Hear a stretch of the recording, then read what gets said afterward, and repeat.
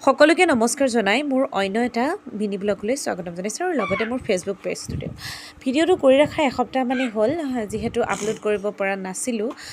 সময় পোৱা নাছিলোঁ স্কুলৰ পৰা আহি পেলাই ইমানেই ভোক লাগিছিলে লগৰকেইজনীক ক'লোঁ ব'ল আজি এইখন ৰেষ্টুৰেণ্টত গৈ খাই আহোঁ যিহেতু ৰেষ্টুৰেণ্টখনৰ নামটো মনত নাই খাবহে আহিছোঁ কিন্তু দেই পাহৰি থাকিলোঁ আৰু সকলোকে ক'লোঁ হাই কৈ দে আৰু মই এইখনলৈ পায়ে আহিয়ে থাকোঁ মাজে মাজে আহোঁ যিহেতু ভিডিঅ' কৰা নাছিলোঁ আজি গোটেইকেইজনীক লগ পাই ভিডিঅ'টো বনাই দিলোঁ আপোনালোকৰ বাবে আৰু আমি কি খালোঁ বাৰু আপোনালোকৰ চাব মন গৈছেনে এক ছেকেণ্ড ৰখি থাকক মই দেখাই আছোঁ আৰু এতিয়া সকলোকে এপাক দেখাই দিছোঁ যিহেতু এইজনী হ'ল ৰিম্পী অনামিকা আৰু লগতে মই আৰু মোৰ বেষ্ট ফ্ৰেণ্ডকেইজনী গোটেইকেইজনী আছিলে যিহেতু তাৰ পাছতে ৰখি থাকোঁতে মেনুখন দিলে সকলোকে ক'লোঁ যে